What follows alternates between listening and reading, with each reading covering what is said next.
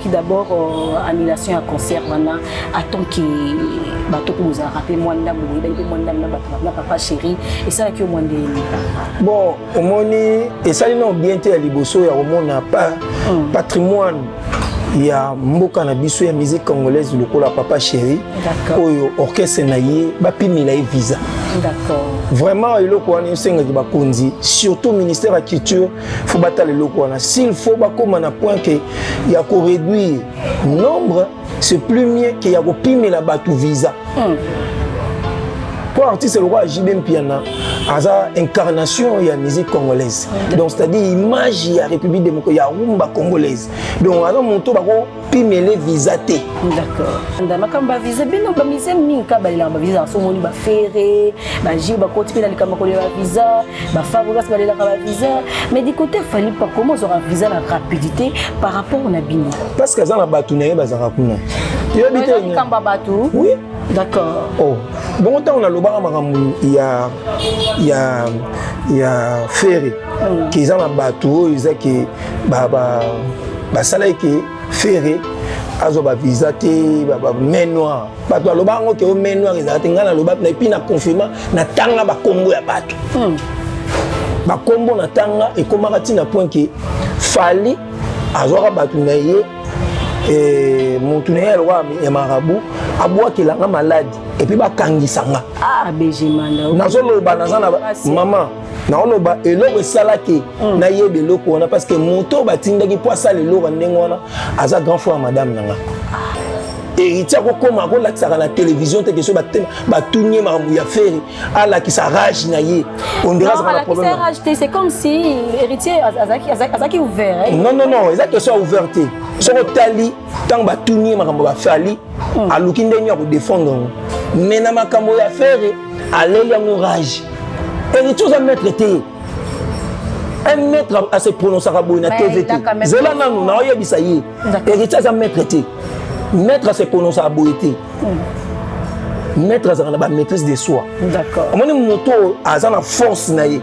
Abimsa on a mis sur batute. Ouais, à la danger. Maman a spécié tout. Nous sommes on a bimisa on la télévision. On a aussi on a battu. Nyonso. Ba obalinga Koffi Olomide. En tout cas, boya ebele na hippodrome de Vincennes. Boya oyoka musique. Oyo ki Koffi Olomide a repé sa bateau. D'accord. En tout cas, on a la légende. Tout ses valeurs. Je crois que ceux qui a réussi dans le wana lelo même ceux qui nous ont basé mon limonade to souhaiter monter parce que tous en a besoin dans Congo. Je crois que mon limonade européen mana kinya pour mon limonade et problème ko ya pemba parce que j'attends encore mon club ba problème mais maman si déjà zo rajeunir ça la même bien. Non peut cette information billetera biso ko na biso tala zela biso ba mama et pas na azoko kate mikolo tozo charge zela nanu na ba mamba feri et pas na biso faut attendre on bête ma solo ko tanga makambo ba redoti et pas na biso za makambo ko biso za mobondo bato basala sold out na musique congolaise et à feri fali de pas banda ezala Olympia ezala Zénith ana salle monta tela sa sold out tangela ngata moko ba Paris la défense ala basala nde ba ebisa yo bango moko mutatina bango te basali émission ba mission ba PC plaque ba komi à peu près yo à peu près yo benga sold out. Un réel plaisir d'être là pour vous présenter cette grande émission. Merci aux personnes qui sont branchées en ce net moment en train de suivre la dite émission sur votre chaîne que vous aimez beaucoup, Flair Monde HD TV. Un grand merci à celui qu'on appelle Major Peck de Bruxelles, celui qui est en train de soutenir Berthelin Toumba depuis Bruxelles. Il y a au monier tous les Gaulois, au monier tout le monde directement. J'ai des nions sur fait régulièrement. Un grand merci aussi à Nami Mwakanda, mon ami personnel, et pourquoi pas aussi à Dembo Wembo, soldat à Makas, journaliste à Simba Mikolo à Paris. Moi, ça m'a dit un grand merci. Merci à toi parce qu'il a confiance au Pessabiso du jour au jour. Pourquoi pas dire aussi un grand merci à Douyarta Kabir, mon réalisateur personnel, qui est toujours là pour que nous puissions avoir des images impeccables. Aujourd'hui, je ne suis pas seule. Moi, Berthelin Toumba, comme d'habitude, il y a un message, il y a un invité à Loling. Aujourd'hui, je suis avec BG Manda. Avec lui, on va essayer une fois de faire beaucoup d'analyses aux Talamongo, Makamotali en musique. Douyarta Kabir, tu peux m'aider que je puisse prendre bel et bien mon invité qui est BG Manda. Bon, papa. Kitoko joli Berthelin, Kitoko pena donc peuple. Câlin.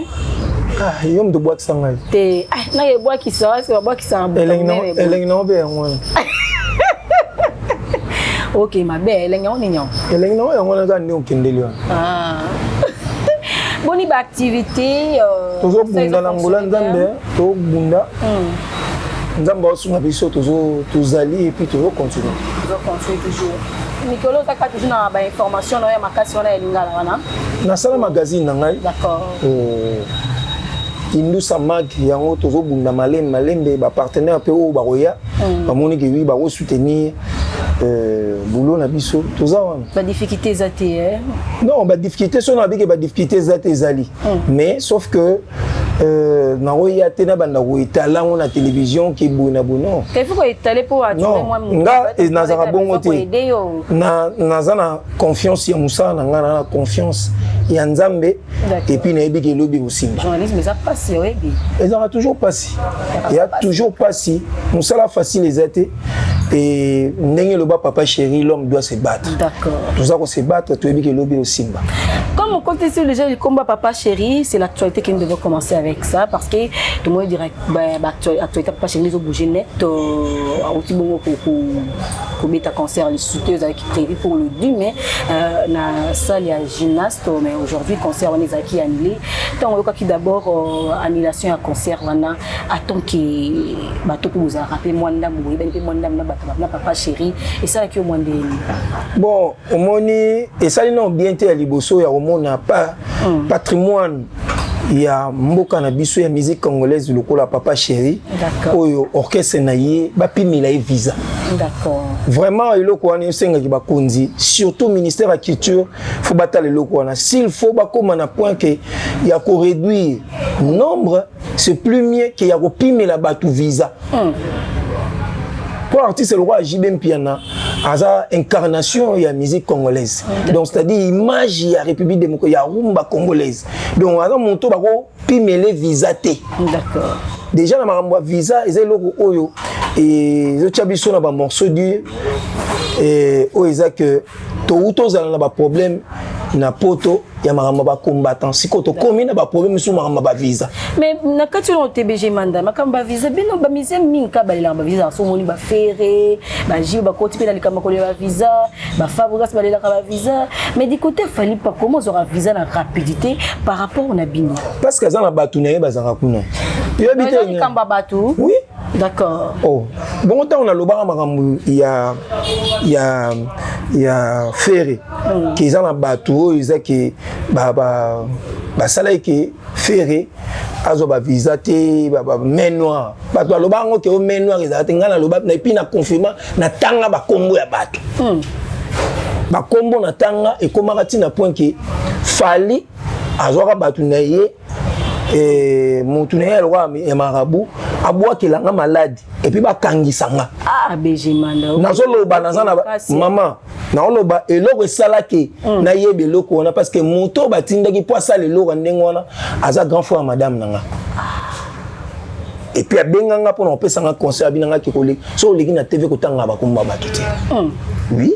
Donc tu estimes ce que tu es en train de dire na lobango plusieurs fois et puis nga na kobanga falite na zela nda kangisanga na banga ko kangani c'est que ça elo muso luka te ça kama ko luka loko te c'est-à-dire que so ina kangami si réellement si na kepena boyi to komi na parquet et que il y a une raison approuvé au point on a le barande dans le baboy d'accord tamsou magistrat ou bien juge au balanga kabi tamsou na ogangi il était pour na lobaka boy on se comprend donc na lobaka boy so esengi ki maloba o na loba eza convaincu ti ba tchenga na kasho na kotiti so ina osala pe combien mais yeba que après 3 mois na obima kasi bozana batu na bino bozana bazaka pembe oh bon BG ngai pelende na zabu ezateke nazo ya pona ko s'inventer ou bien pona loba nini c'est-à-dire na mi yebi pe o nazali vraiment tina okoma na point que beaucoup tsanga na kasho en tout cas magistrat wana fo ou bien bato ba fundi fo bazana ba preuve so ezaka preuve pour émission na lobby en tout cas ba ozo ya bango parce que mutabata mi alekio na maele nga loba na nga vérité d'accord na kosa ati donc na loba makambo eza preuve et na lobi ke mutu wana o ya nganga sala makambo wana ba yebi epi na bandal Yé peka muto ko tapi makambo belé. Je ne sais pas, ngala zo loba par rapport ya makambo na loba ki donc il y a JB, vous avez déjà que lelo guerre eza makambo ya Wenge na Fali.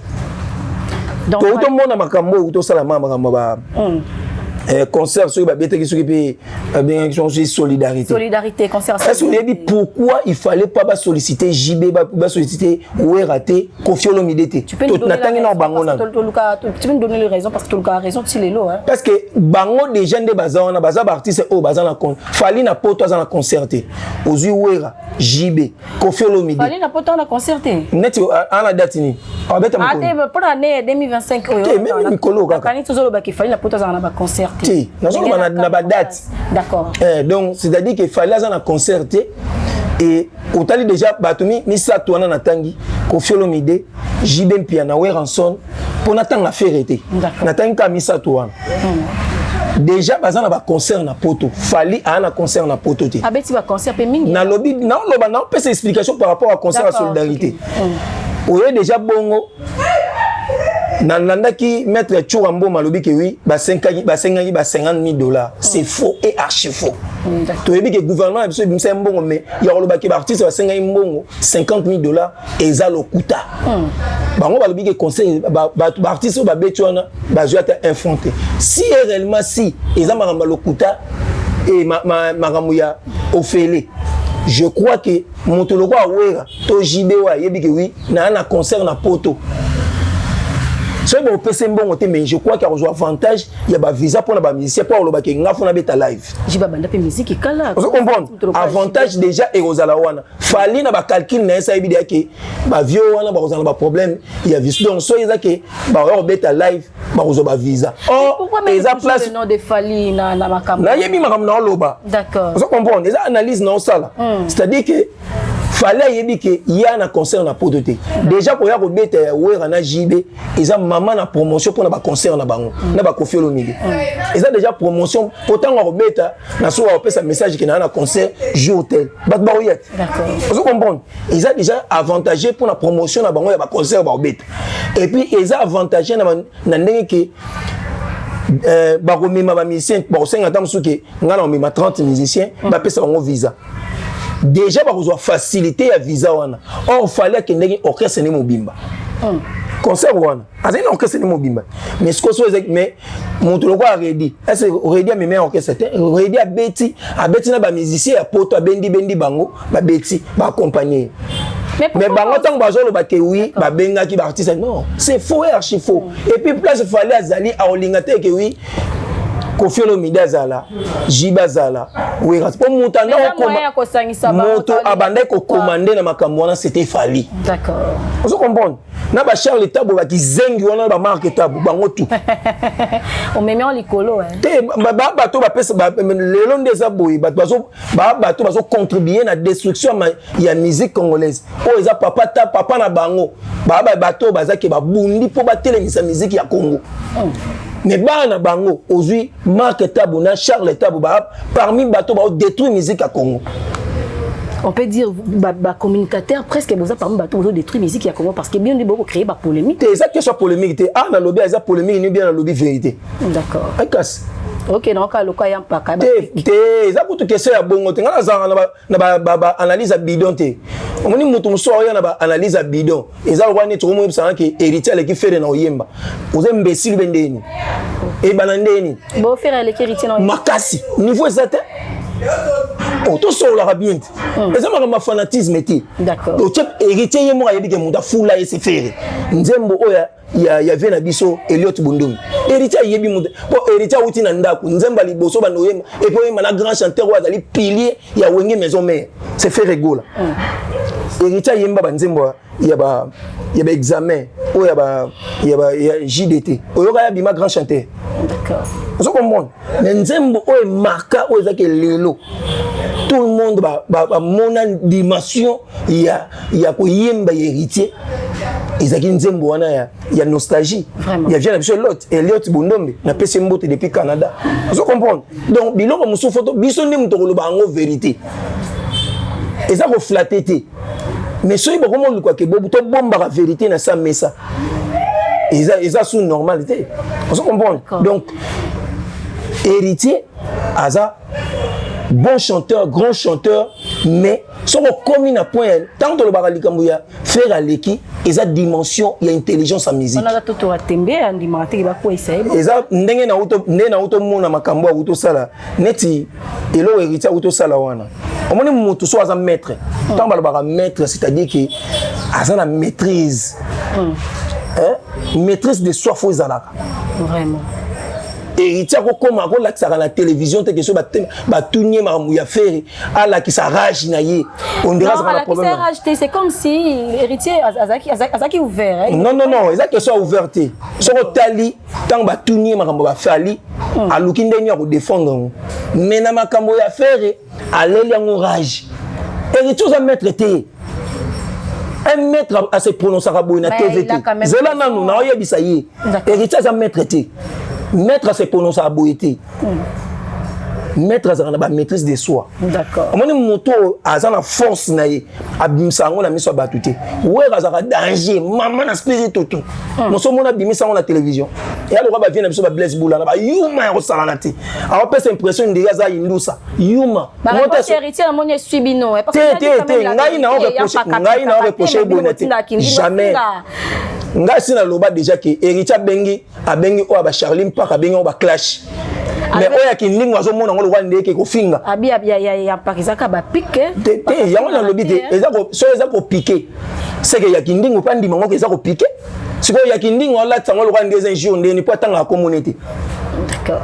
Mais Charlie Mpaka o le ba bike albi faire atangi na kombo ya faire azana nini chevy au faire na chevy musical Fazo azonga classe. Vous comprenez? D'accord. Et la bino wana eza normal leki otindi ba finga mama ya faire wa beta la musique té wana eza ba pique. C'est ça place raisonnement mutu o lingo défendre ba bilo wa ndengwana. Et puis on va que obanga mutu té tam so mi kosaka les loza ko boma carrière no yomoko par rapport il y a orgueil au futo na loti. Mais il est en train de préparer une concert na batu ba royate tozano awa batu ba royate batu ba royate la scène est tonda ki bodome tonda au moni ndezana héritier batu ba sepela la musique ni mais comportement au hasard affiché des dignité par rapport il y a leadership na yi. D'accord. Au moni le faire le batu ba komi ko apprécier pour ani aleki na TV bomoni atangi kombo afali bien oh yo donc motutu a komi ko apprécier par rapport il y a komi kitisana yi et ko kuto ne logote.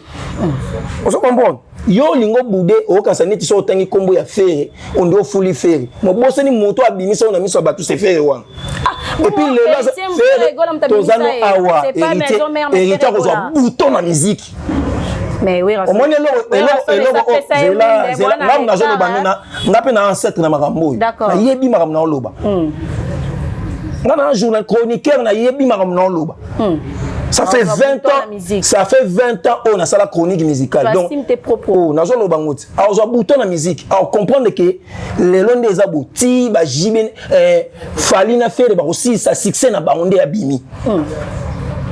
Oh pas que les filles lo ba ke oui, bango ba ke osimbela faire kisi pour ba liaye. Ba diminuer. Tout na fali. Fallait à bloquer un affaire sur le plan spirituel, mais les lois zawat. Bon, on fait rigoler à Zara na vie de prière à ma capacité. Comment ça? C'est qu'on comprend n'engagé dans l'obité. D'accord. Et ça m'a ramené à faire rigoler. Dans le bas fallait les lois zawat. Pour les lois comme ça on va tout le temps. Tant exact au PCT. À celle qui t'a l'union sur le cycle comme une souka. Mon temps au PCT tant zaté.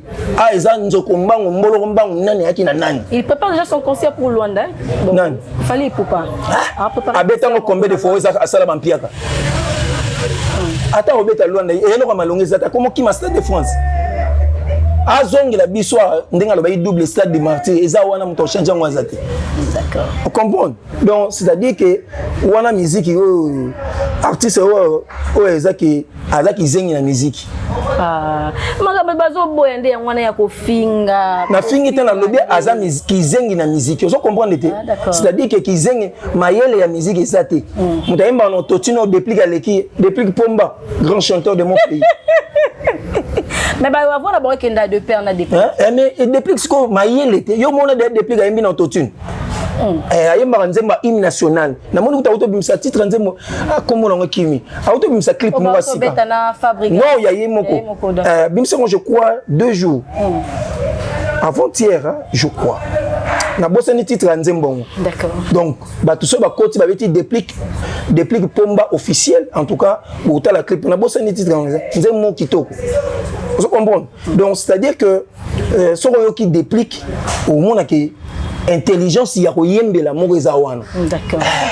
Ce qu'on fallait ayemba moko kaka. Kuna koyembeza nini? Eza intelligence, eza stratégie, koyembeza nini? Eza intelligence. Intelligence. Koyembeza intelligence parce que ce qui lelo bat bakomi ko kendele yango classe batanga yango na inana na nini, c'est-à-dire que ezana eloko esengeli wa apprendre comme intelligence. Est-ce que na mboka toko zapi na combien d'artistes ba intelligent pe na katanga na kasa ko yembo bike bazé belé ezulu wa net ba vient na biso evologo joker. D'accord. Grand chanteur ya blagité. Kwa yemba mbonga donc grand chanteur ya blagité. D'accord. So yoki yo mona ba vio ba chaba mayele na niveau antique et amukie mais na niveau ya musique ba kolisa randuli. D'accord. Pour na citer ba o ba kota na sama ability. Te natangi neti ye. Ko azana na bomoyi. Misupe na bomoyi bazali tu ba chaba na kata bazé belé. Quand tu vois 3 4 5 ça appelle moi bien. Omoni le roi mutu le roi Koffi Olomide. D'accord. Aujourd'hui Koffi Olomide. Vieux wana azara na belle voix té. Ma imposé biso voix na ye intelligemment et puis lele koma goût. Ba topé ba komi ko luka ko landa ndenge Koffi ayemba. Preuve net ozanga na Ahmed Jamal. Oye so ayemba boye okangi miso o ka lwa Koffi Olomide. Pourquoi ba Jean Goubal? Bando beb sali solo bonningi.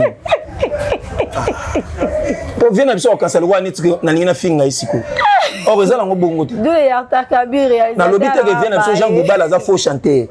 On se comprend. Yo tuninga par rapport ngana osala analyse nanga. Wana maestro. D'accord. Vient biso Jean Goubal maestro. Naza maili. Maestro na ba maestro c'est-à-dire maître donc ceinture noire maintenant. Ayebi ndule kitoko makasi. So vandi na yo comprendre que ayebi musique makasi. Pour intelligence atanango boko yemba yetanga yo ko ayebi ndeni ya kokota et puis ayebi bina musique. So to yesu na ba chanteur ozulu wa vina biso redi ya misi. D'accord. Diable. Ayebi musique makasi donc blague ikututé. Mais papa chéri bazali o ba yemba rappel danger. Mais pour nous citer, na wana na rozanga otangete Nika Boronina.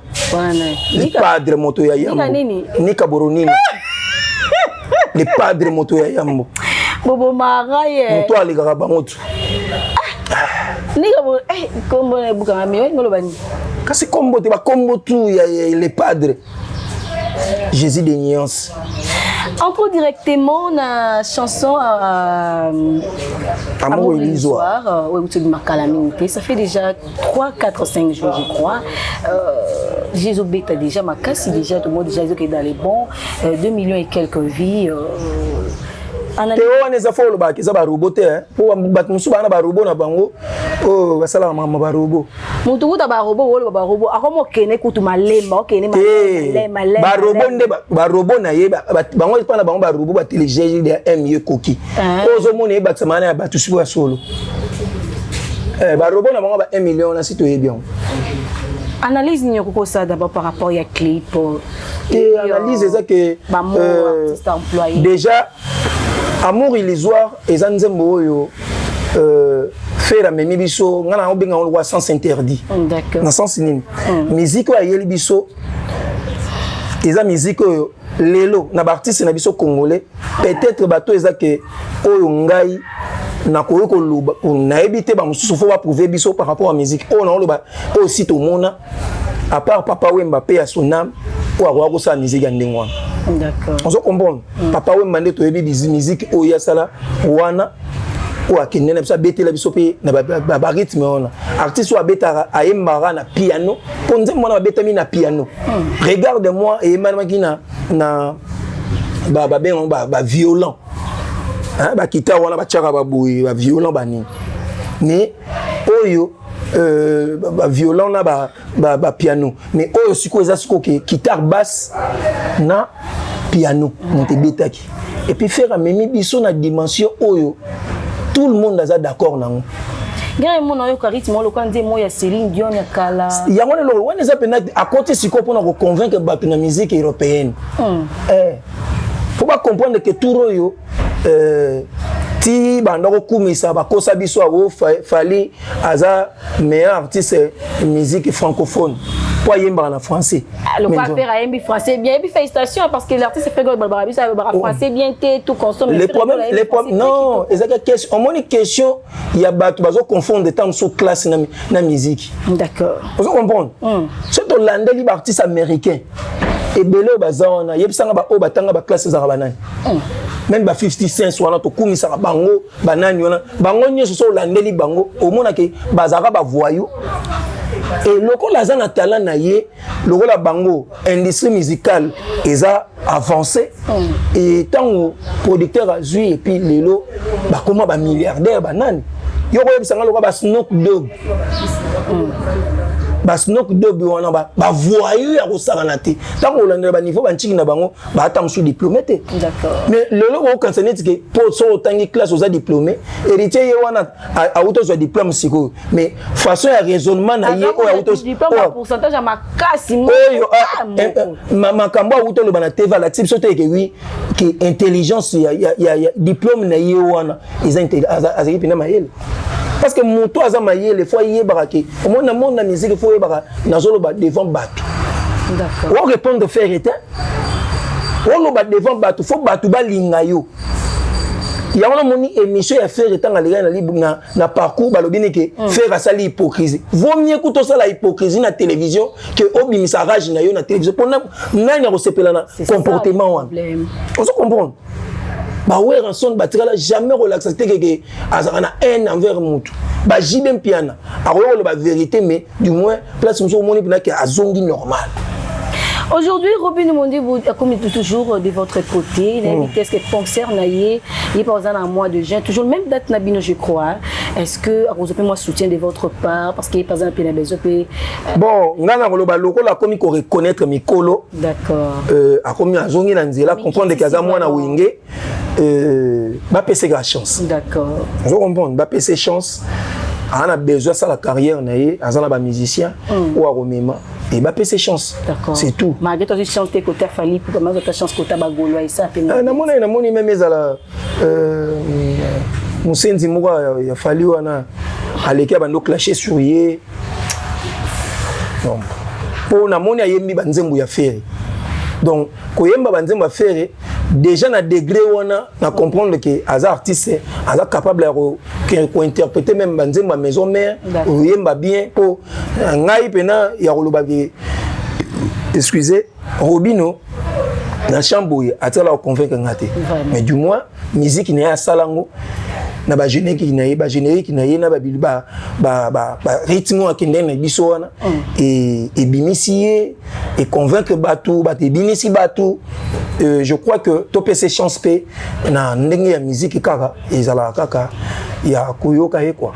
Nous sommes ici avec BG Manda plutôt na seigneur de l'artiste ya zara journaliste aye la rabisi na ba analyse pour te comprendre quand même qu'est-ce qui se passe dans le domaine de la musique babi actrice comédienne boui elle toujours na kata malade elle est vraiment sérieusement malade bino ba comédienne oui bino ba comédien boganga surtout bato bosala matalana ba Irsil Pechanga ba Sila Bisalu ba Belleville ba bolamba ba mbongo ebele surtout abetaka tolo Davina azana TikTok mingi et fio à théâtre abetaka tolo mingi bosunga actrice na bino bo etanga ko kufa ale boina ba kozo ba $1000 na maputa. Est-ce que tu peux avoir quand même un mot par rapport à ça?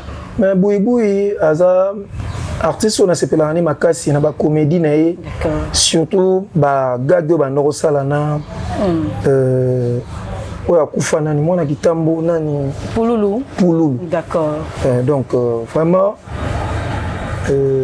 Pouloulou paix à son âme. Donc Boui a un artiste qui a s'appelé Sabiso Makasi na ba comédie na ye ya kizengi et puis a Fanny Sango Pinza. Donc artiste na biso, je crois que le ministère de la Culture baluka ndengeni peut ya soutenir artiste na biso pour neti boye. Na yokara ke maman Denise atiela bango ke bazwa ba soin na HJ, je ne sais pas ce qui contrat ici là ou bien et soukandeni donc attends mon pas que tel azana été même le président Massoum na mona ba uta ko sala ma réconciliation entre Belvina na Sila mais ce que vous allez que na makambo boko tapé ya koluka ki moi Tinsani ce qui na ba artiste bino mo ba comédien et puis ya koluka ko sala démarche pe en sonam donc vient na wa ba no sala ba démarche na mingi zeki vient na biso Chaka Congo nzambe azwa molimo na donc le lopenza artiste en danger et sentir que absence il y avait na biso wana abandoko jouer rôle na bien et bon nzambe à permettre que azwa molimo na mais je crois que l'artiste bazawana baluka nini balakisa solidarité ya kosunga ndeko na ba. Parlons un peu de Koffi Olomide remix ya Banzembo nae ya Bimisi, ça bouge déjà. Est-ce que tu peux avoir quand même des analyses sur ça? Ouais donc vient biso Rambo artiste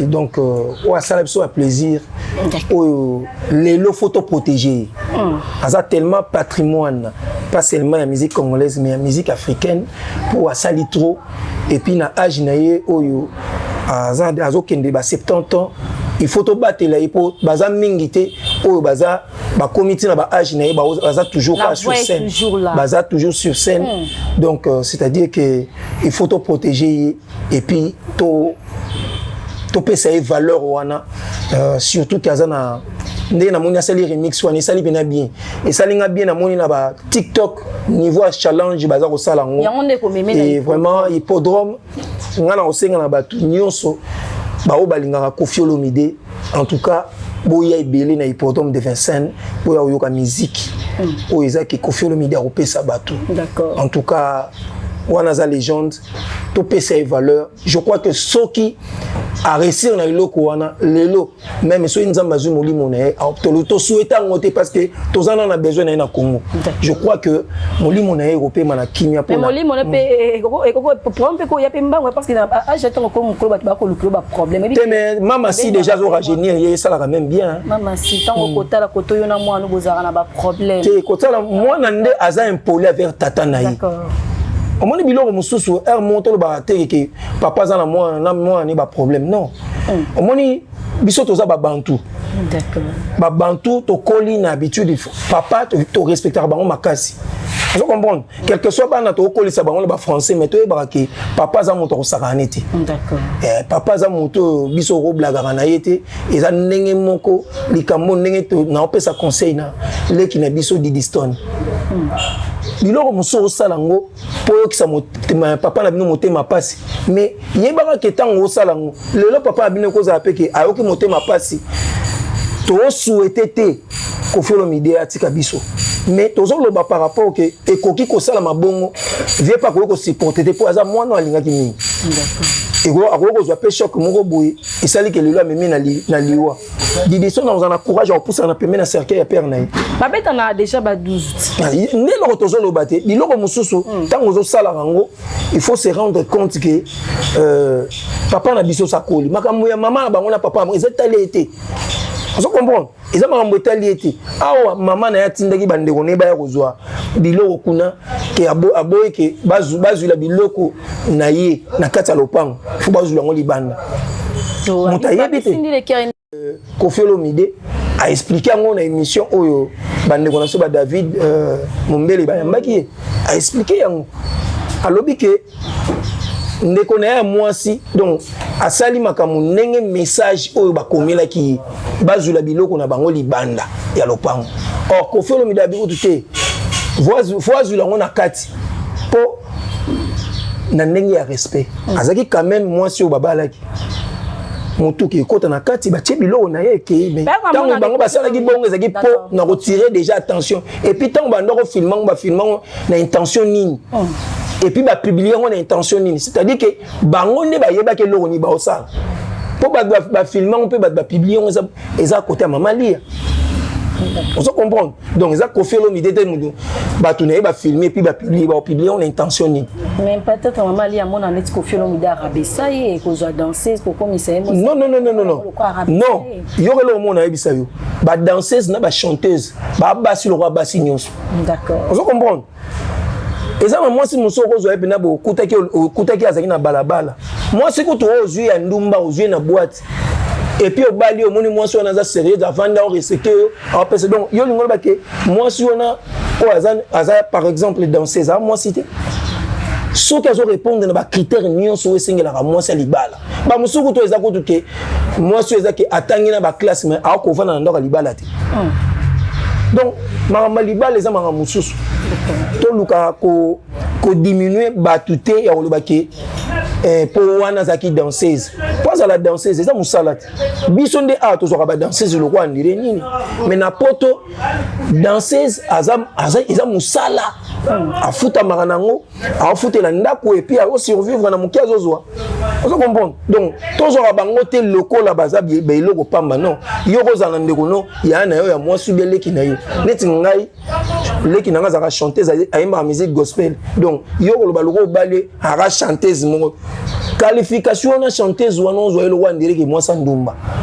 ta ndenge mo pe bazoka ba journaliste mais bi ke ba journaliste ne bazaka na bango déjà bandumba basa ba musicien basa ba nani vous comprenez donc eza profession au mutu andimi et puis ça la rango bien net ya Cindy atangela ngona classe mona utina ina ou bien ina sinde to yoka kaona donc c'est-à-dire que atangela ngona classe lelo avant ni na ngwende na ye ngana lobaka lelo Cindy nenga zaona na ba chanteuse na ko comparer na nani lelo azaye moko a gagné yango na comment ko tout la mongi faire gola bimsi ba chanteuse wana na ba leke ba rebo wana ngabi soki baza ba che discipline na msana bango bango tamsu ba ya bouger ta kiti ya Cindy leke ba bouger kaka pour depuis Cindy abima azo réunir mo. Est-ce que Cindy Leke on aime ta tombe sous quartier la tête à départ il y a ba fallait. Ah bah c'est un plus naï. D'accord. Oui, apporter quelque chose surtout quand il y a un concert et yembele moi si on a pardon hein, allez belé na kata quartier la tête on a.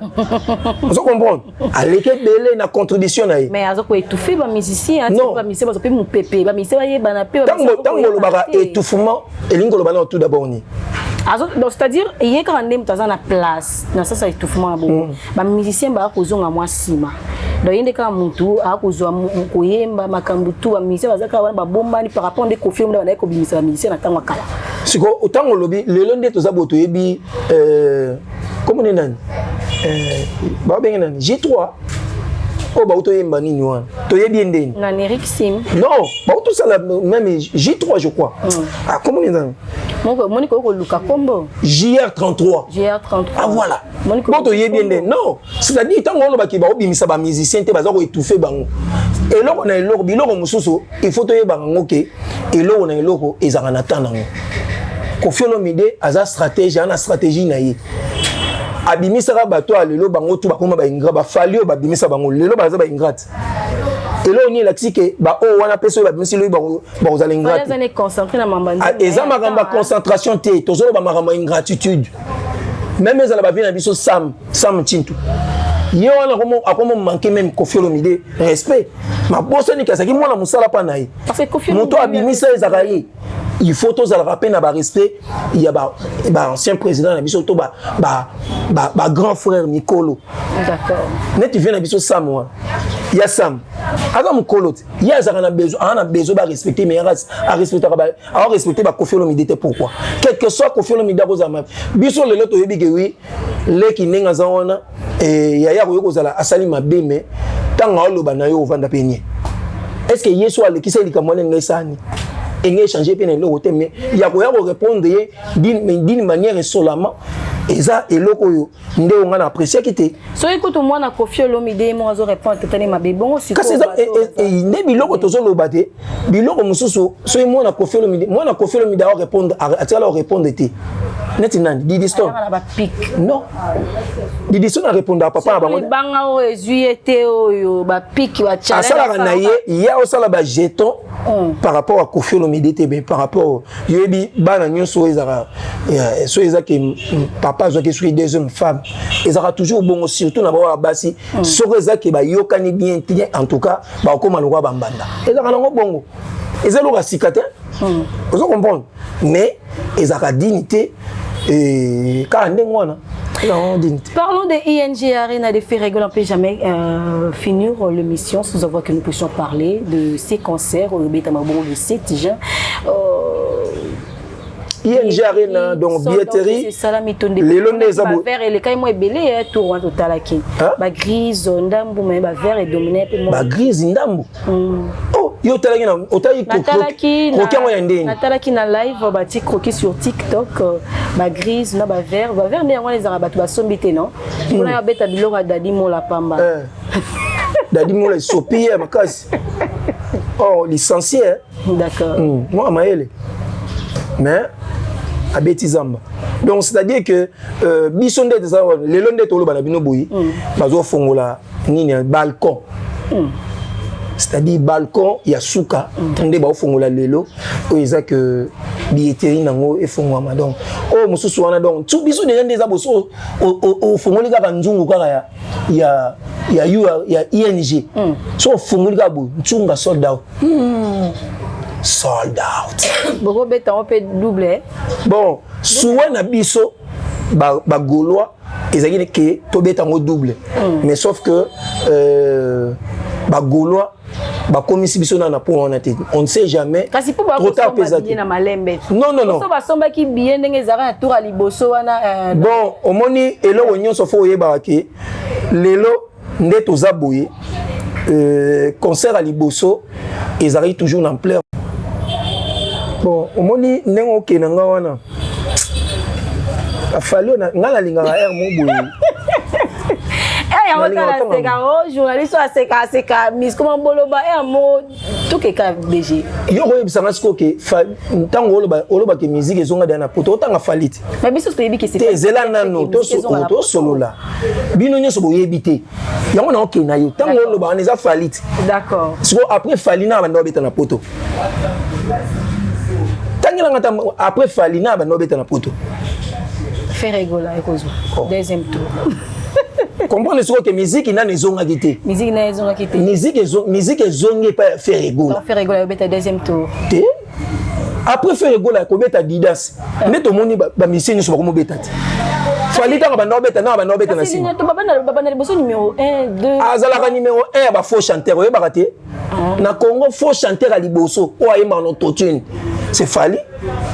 Il y a na Congo bato ba yimba rumba yo kana nga yimba na autotune et puis ayo kana sonité na yelibino autotune avec soki nini soki atanga ba biloko nini ngona na minute déjà mise pa nzoka zo bimise zo ba na musique ayebo yimba te faut chanter. La chanson tant ça bouge le monde aujourd'hui hein. Maman yeba kate falaise kana kisi makasi. Oh, kabino pe osimba na bino kisi. Oh, boye kasi ndinga bini sana leki feri. Aleki feri ta. Feri siko ki onzambe est dominé. To la sama OK, bango ba sala empire du mal. Mais biso siko to la sama royaume de cieux. D'accord. Nzambe nda likolo, nzambe nde suprême. Tant Jésus ayaki donc c'est-à-dire que tant on est koki. Bobanda ko senga Jésus Christ abanda ko bete ba conseil na tango wana. Faire le temps avant d'aller pendant 6 ans. Il y a eu que tant on est coquette. Mais tant que coquille caraboué, à bête stade de martyr, bien on comprendre que flèche au niveau matéli, physique comme ça. Des fois pendant le matin. C'est la force. Il y a Ferrego là. Voilà. Parce que Ferrego là, quitte vraiment. Est-ce que on a quitté raté, à peine maka. Ah. Oui. Ma bien on est bon di maraté. Sur le bec quitte c'est-à-dire que à l'égal déjà fait. Ah bah non yo kana sauté. Ko yo kana te ngolo bateke oui à quitter. Non. Faire la paiement qui passe à préparer dynastie oyo kangama solo. Le long de tout ça beau meilleur album c'est Dynastie. Banzemba suka na ba chant. Album moi na 61 chansons. Donc on a nyonso ko luka na kati ozwango. Donc c'est-à-dire que musique yo fait d'ailleurs la biso donc fallait autant que du théâtre moi na mke makasi na musique. Mais tam suna kisi nda ko za tam so po ya boma ba te belé. E ba ga boma ba te belé. Yo ozaki wana. Na tuni. Oh, bon il baraté na kikuti fallait boma bat. Te na kikuti. À part tout le banon stade des martyrs. On est avec ba débordement ya. Ba débordement te.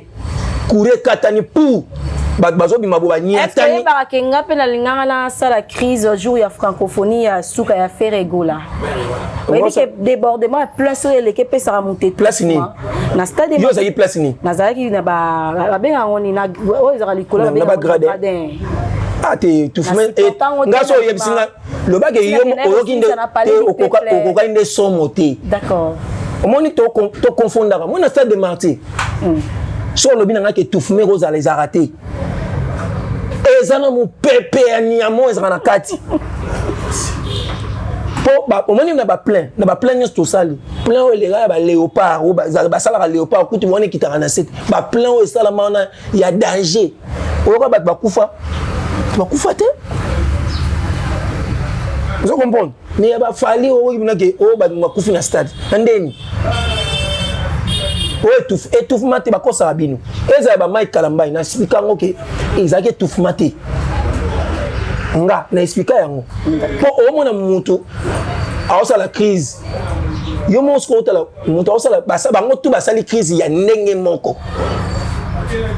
Au sali crise un moment donné ba o réanimer au bobu akomi ngolela bu akomo ba malili tanga zongi boye conscience zongi bango tout auto réanimer on a stade de martyr. Toi tu étais là yo yebi bien on a biso ezana stade de martyr donc yo linga fali to kene okota koko na linga kete point ba linga ngate ngaba banana ko linga ndeni et puis surtout il y a ba compétence ba chanter fallait zate ngala ko tangite.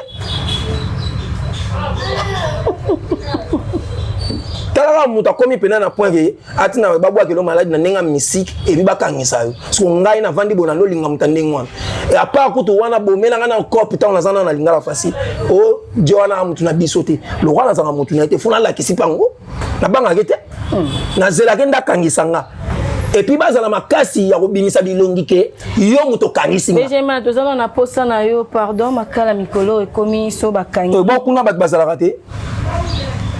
Toi na posa no arate. Kuna pe so ezake ya na besoin tinda na makala. Atindinga. O se pe no bakangiso. O nazu ngande na zala na posa fali akangisanga. Oh. Akasi. Posa na makasi bo. Elengi na ngosiko ya mwana. Babi bana wenge musique maison. Mais ING Arena ba ona bosombi ba billet en tout cas bosomba ba billet et on sala pena bien pour na ING Arena donc et sala pena loko bosomba ba billet makasi. Pour ba surprise des belé pour so bien parce que ba yo katarido pamba non bana wenge musique zela nanu pour na we ranson non peut cette information billetera biso pas na biso tala zela biso ba mamba et pas na azoko kate mikolo tozo charge zela nanu na ba mamba feri et pas na biso faut attendre obeta masolo ko tanga makambo ba radio ti et pas na biso za mobondo bato basala ka sold out na musique congolaise et à Ferry fali de pas banda ezala Olympia ezala Zénith ana salle monta tela sa sold out tangela ngata moko ba Paris la défense ala nde ba ebisa yo bango moko mutatina bango te basali émission ba mission ba PC plaque ba komi à peu près yo à peu près yo benga sold out.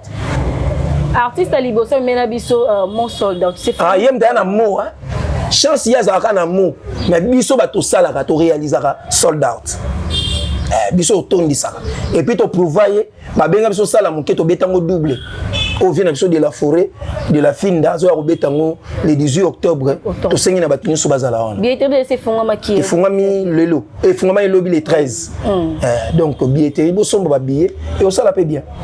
Mais nous sommes arrivés pratiquement à la fin de cette émission. On a beaucoup parlé.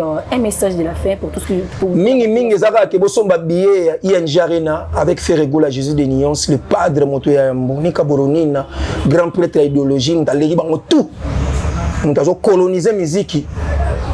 Tout ça ferré aux oba fanatique, aux oba bandimi ou bien bato baya kotala concert no poso tosi faire été en tout cas zala makasi ya kosenga ba bouton faire mtame ba bouton ba concert mais moto ezake a peso bato baya ya ka faire on manquait faire ba ko salimpiaka et puis wana ko senga to biso nde to kotinda yo kende ko senga ba rideau pa fali po wana za nzambe nango monter la coste asenga ba visa mabosana ki fala senga pe ba rideau ba pesi des visa mais ou la senga ta des rideaux nga sungaye tala ninga kebeta abimutaka la abeti liboso ba kitia pam 12 personnes à quatre salles, 10 journalistes et puis des batabureaux. Mais encouragé parce que 12 personnes à tout le monde a payé. Il y a un moment nandi marapena tang balba kaza dendonier, la finga ba bata dendote to linga bango mingi po biso pe ba golom so ba dendonier, mais na moni nzambe na bango pena courage bana dendo.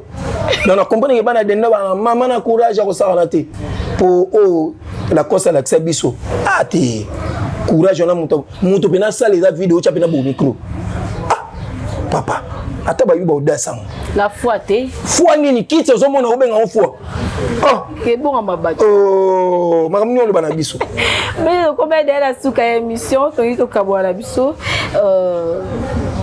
tout ce c'est déjà. Na pesi mbote na batutu balinga ngai na pesi mbote na papa Simao na pesi mbote place aux ali donc na refandi saka taï sentiment les grands mon père ou héritier vous qui na la crèche maman Lisa Loboko motema les boss mémoire budimbu depuis Chicago na refandi saka pe Jérémie Yoka le potier Ricky Basta Prince qui t'a dit pasteur William Snash pasteur Bobo Manda un grand frère propre yebi ma bonne délai toujours indou César Okende Boyenda maman Claudine Massaka ya parti politique arrête excellence Guilo Nomboyo l'homme intègre peu crédible patriote ya solo oazo ko sa vision mokonza mboka na pesi mbote excellence na pesi mbote na batuto bolinga BG Manda monsieur Guy Médard madame Titi Fideline na pesi mbote place aux alliés donc on est vraiment ensemble vienanga